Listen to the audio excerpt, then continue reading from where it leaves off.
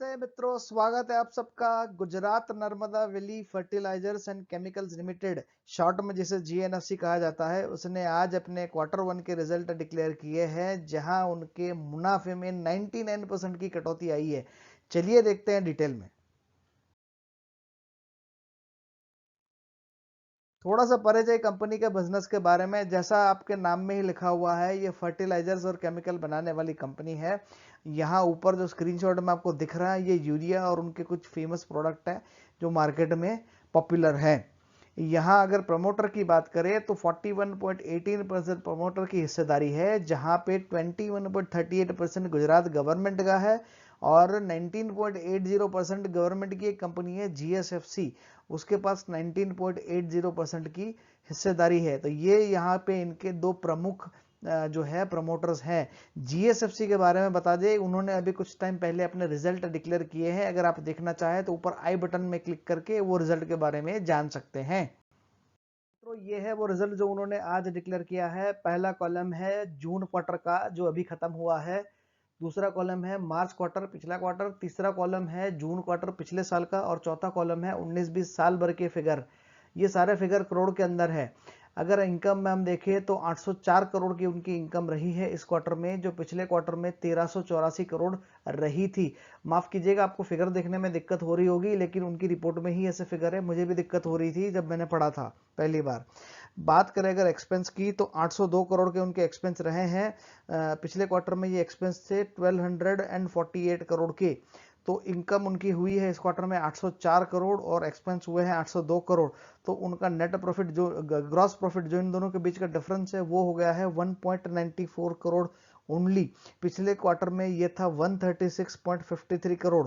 अब देखिए इनके टोटल इनकम आधी के आसपास हुई है। इनफैक्ट आधी भी नहीं हुई, मामूली सी गिरावट है लेकिन वो उतनी नहीं है।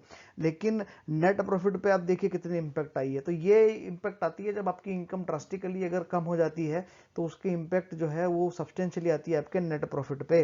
अगर बात करें उनके इनकम आफ्टर टैक्स की, तो इस क्वार्टर में उनकी इनकम जो है वो 1.5 करोड़ की हो गई है। पिछले क्वार्टर में ये 238 करोड़ की थी। अभी ये नेट प्रॉफिट जो है ये ग्रॉस प्रॉफिट से भी यहाँ ज्यादा हो गया, जैसा कि आप देख पा रहे हैं। उसका मेन कारण है कि उनको जो है 124 करोड़ का डिफर्ड टैक्स का क्रेडिट मिला था, तो 136 करोड़ के प्रॉफिट में वो जुड़ गया। इसके चलते उनका जो नेट प्रॉफिट है वो 238 करोड़ हो गया था पिछले क्वार्टर में।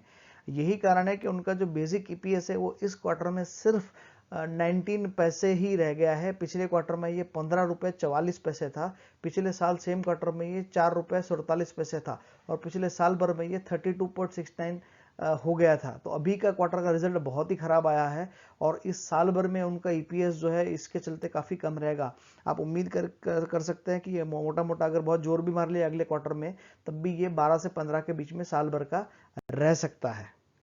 तो ये है समरी उनके रिजल्ट की क्वार्टर ऑन क्वार्टर और ईयर ऑन ईयर बेसिस पे। अगर क्यू में देखें तो इनकम 42% से कम हो गई है, एक्सपेंस 36% से कम हुए हैं, ग्रॉस प्रॉफिट 99% से कम हुए हैं और नेट प्रॉफिट और ईपीएस भी 99% से कम हुआ है। ईयर ऑन ईयर बेसिस पे देखें तो 35% से इनकम कम हुई है, एक्सपेंस कम हुई है 32% से, ग्रॉस प्रॉफिट कम हुआ है 97% से और नेट प्रॉफिट और ईपीएस जो है वो 98 और 96% से कम हुआ है। बात करें अगर इनकी इनकम की तो पिछले 5 साल में उनकी इनकम जो है वो 5,000 करोड़ के आसपास रही है।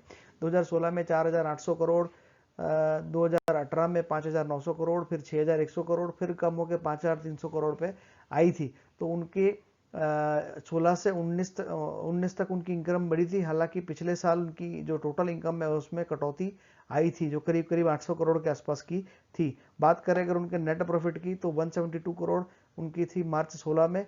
हालांकि उसके बाद उनकी इनकम बढ़ी थी 521 करोड़, 789 करोड़, 741 करोड़।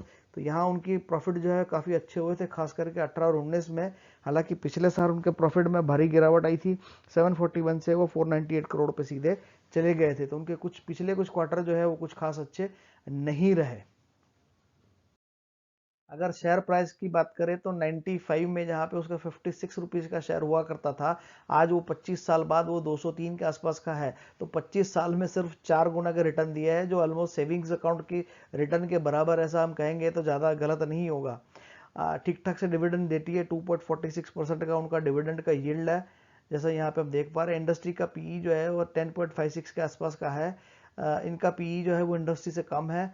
हालांकि उनके जब पीई पिछले क्वार्टर में शूट हुआ था, जैसा हमने देखा था, वो टैक्स एडजस्टमेंट के चलते, तो उनका ईपीएस ट्रेलिंग 12 मंथ का 32.69 के आसपास का है। हालांकि अब ये ईपीएस कम होगा इस क्वार्टर के रिजल्ट के बाद सब्सटेंशियली, तो अब इनका पीई जो है, अब ईपीएस कम होगा तो उसका पीई रेशियो थोड़ा बढ़ेगा, तो इंडस्ट्री के बराबर का हो सकता है। तो ये रिजल्ट उनके कुछ खास अच्छे नहीं आए, हो सकता है कि इसके चलते उनके प्राइस में और गिरावट हमको देखने को मिल सकती है। मित्रों, यहीं पे वीडियो समाप्त करेंगे। अगर आपको अच्छा लगा है तो चैनल को सब्सक्राइब करिए, इस वीडियो को लाइक करें और शेयर करें। वीडियो देखने के लिए आपका बहुत बहुत धन्यवाद।